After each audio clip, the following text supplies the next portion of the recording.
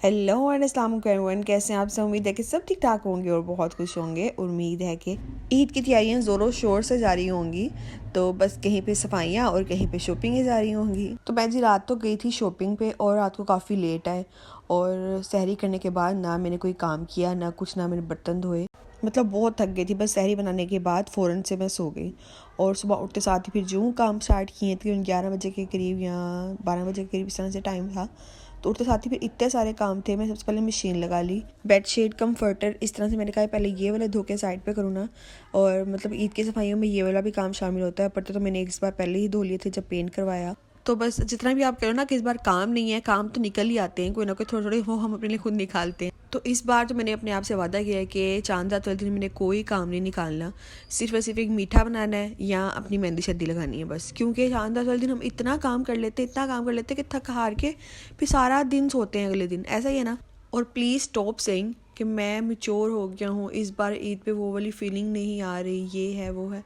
पता नहीं लोग ऐसा क्यों कहते हैं यार। माना बहुत टेंशनें चल रही हैं, हर एक की ज़िंदगी में अलग लेवल की टेंशन होगी, नॉर्मल सी बात है, it's a part of life. लेकिन ये तो नहीं है कि आप जो है ना पहले मुंह बना के बैठ जाओ कि बस जी ईद आपकी ख़राब है तो आप अगले बंदे की भी ख़राब करो। ऐसा ना किया करो, अल्लाह का वास्ता है। अल्लाह ताला ने हमें इतना प्यारा तोहफ़ा दिया है ईद की सूरत में। हमने पूरे महीना माशाल्लाह से रोज़े रखे हैं और उसकी सूरत में अल्लाह ताला ने हमें इतना प्यारा तोहफ़ा दिया और हम उस तोहफे को मतलब कि ख़राब कर रहे हैं ना।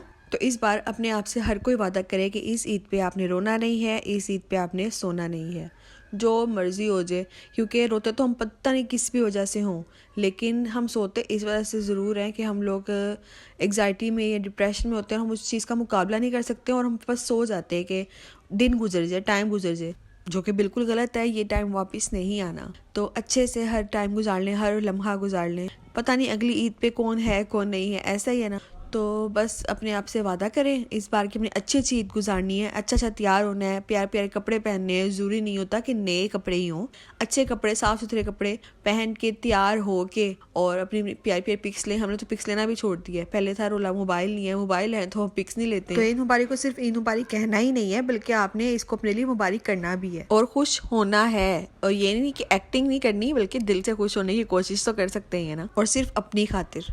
तो देखिए जी, बातों बातों में हमारा कितना काम हो गया। कपड़े शपड़े मैंने धो लिए थे, फ्लैनल्स धो लिए। उसके बाद जब मैं किचन में आई हूँ तो इतना सारे बर्तन देख के गश पड़ गया था मुझे। निकला, अगर आप सहरी में धो के ना सोना, किचन में आप आके देखो ना जब, उसके बाद तो मूड ऑफ हो जाता है सच में। इसलिए बर्तन धोने ना बहुत ज़रूरी है। किचन साफ़ होगा तो काम करने का भी मज़ा आएगा। कोई नई रेसिपी आपने ट्राई करनी है तो वो काम करने का भी मज़ा आएगा। नहीं तो बस फिर गुस्सा ही आ जाता है बर्तन देख देख के, पहले यहाँ जगह बनाऊँ कि यहाँ पे क्या करूँ, बस इस तरह भी गुस्सा ही जाता है। तो इसलिए मैंने फटाफट पहले अपना किचन को साफ़ कर लिया और उसके बाद फिर मैंने अपनी जो है ना वो सालन बनाना स्टार्ट किया था। कि मैं आपको पता है कि हांडी बनाने से स्टार्ट करती हूँ ताकि मेरी ये वाली टेंशन ख़त्म हो जाए। उसके बाद अफ्तारी के जो भी सीन होते हैं वो स्टार्ट करती हूँ। तो आज खाने में बना रही हूँ तोरी की सब्ज़ी और साथ बनाऊंगी स्पैगेटी। तो सब्ज़ी मैंने बना ली थी और साथ ही मैंने चिकन को डीप फ्रोस्ट होने के लिए रख दिया है। चिकन ब्रेस्ट पीस लिया और इसके फिर मैं ना जूलियन कट कर लूँगी, तो स्पैगेटी में अच्छे लगते हैं। और तो इसकी कोई खास रेसिपी नहीं है, सब कुछ डाल डूल के प्याज टमाटर लहसुन अदरक का पेस्ट और सारे मसाले जो बेसिक मसाले होते हैं बस वही डाल के इसके अंदर मैंने पानी डाला और फिर उसके बाद मैंने इसको हल्की आंच पे पकने के लिए छोड़ दिया था। अच्छा, मैं आपको मज़े की बात यहाँ पे बताती हूँ। जब मैं नई नई शादी करके आई ना तो मेरे हस्बैंड को मतलब कि ये सब्ज़ी बहुत पसंद थी, उनकी फेवरेट सब्ज़ी थी ये, जबकि मुझे ज़रा सी भी नहीं पसंद थी और मैंने शायद कभी खाई भी ना हो। कि जैसे बच्चों को नहीं पसंद होती है टिंडे कद्दू वगैरह इस तरह से, तो मुझे ये नहीं, तोरी नहीं पसंद थी। और जब शादी होके आई तो मुझे पता चला कि यार यहाँ पे तो सब्ज़ी बड़ी बनती है और यहाँ पे बनाई भी हो जाती है, खाई भी बहुत जाती है। तो मैंने बनाई जब पहली बार, मुझे इस तरह से बताया मैंने कि इस तरह से बनाना है, मैंने बना लिया। तो जब खाने की बारी आई तो मुझे कहीं खाओ खाओ, मैंने कहा मेरे हलक से उतरे ही ना। मैंने कहा नहीं मुझे भूख नहीं है। कहते नहीं एक दफ़ा खा के देखो यार, खा के देखो बहुत मज़े की होती है। मैंने दिल पे पत्थर रख के मुँह में निवाला डाला और मैंने कहा चल कोमल खा के देखते हैं क्या ही हो जाएगा। मैंने खा लिया, ठीक है। और जब मैंने खाना स्टार्ट किया, मुझे तो भूख वैसे ही बहुत लगी थी, जब मैंने खाना स्टार्ट किया तो बड़ी मज़े की लगी सब्ज़ी मुझे। यार कहा यार ये तो बड़ा ही मज़े का होता है, मैं क्यों नहीं खाती थी, क्या वजह थी। तो फिर कुछ दिन बाद ना इसे करके मम्मा से भी बात हुई तो मैंने मम्मा को कहा, मैंने कहा मम्मा यार ये तो सब्ज़ी बड़ी मज़े की होती है तोरी, हमने कभी बनाई क्यों नहीं। मम्मा कहती बनाई तुम लोग की हलक से उतरती नहीं थी, मैं तो बनाती थी। तो कभी गोश्त में डाल के तुम लोग को खिला कर तुम लोग को पता नहीं चलता था। मैं कहा अच्छा।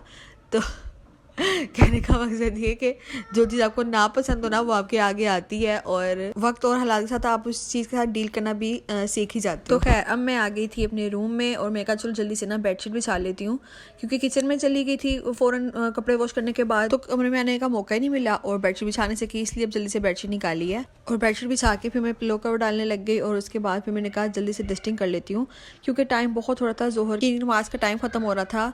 हालांकि मैं कपड़े चेंज करके नमाज़ पढ़ सकती थी, लेकिन मेरा दिल नहीं मानता, दिल करता है शावर कर लेके फिर एक दफ़ा बंदा नमाज़ पढ़े। जोहर के टाइम में ख़ास तौर पर मैं ये कोशिश करती हूँ। तो बस जल्दी से शावर लिया और उसके बाद नमाज अदा करने के लिए बैठ गई।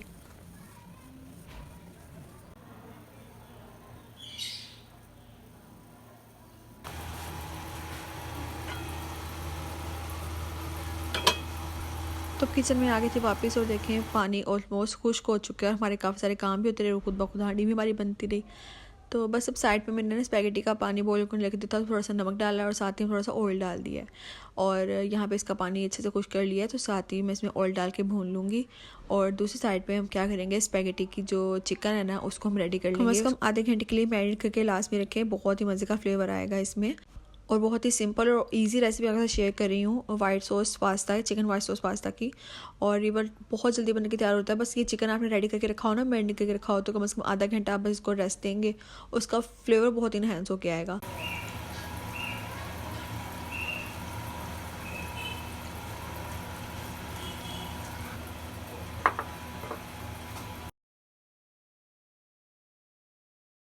तो ये हमारा सैलन डन हो गया था। उसके बाद जब तक ये रेस्ट दे रही थी ना मैं चिकन को, तो मैं छत से कपड़े उतारने चली गई थी। आजकल इतनी तेज़ हवाएं चल रही है ना, तौबा के क्या ही है, थोड़ी देर में कपड़े भी सूख जाते हैं और कपड़े उड़ भी जाते हैं इतनी तेज़ हवा होती है।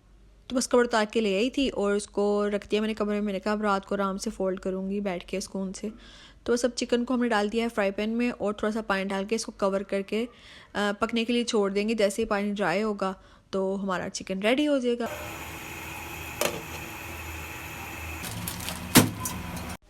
तो मैंने ना एक हैक देखा था इंस्टा पे किसी रील में, तो मैंने कहा ट्राई करती हूँ स्पैगेटी खोलने का, तो इट्स वर्क।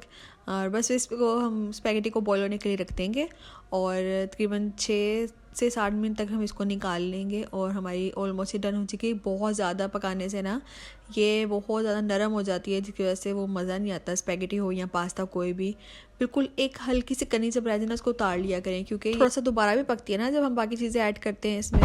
तो खैर अब दूसरे हम कढ़ाई लेंगे, और उसके अंदर हमने क्या करना है, थोड़ा सा ऑयल और थोड़ा सा बटर डालना है। उसके साथ ही हम डाल देंगे क्रश किया हुआ लहसुन, और उसको अच्छे से सौते कर लेंगे बस। उसका कलर चेंज नहीं होना चाहिए। और साथ ही हम डाल देंगे क्रीम तकरीबन 1 पैक पूरा डालना है, और उसके बाद इसको अच्छे से हम मिक्स कर देना है मिक्स।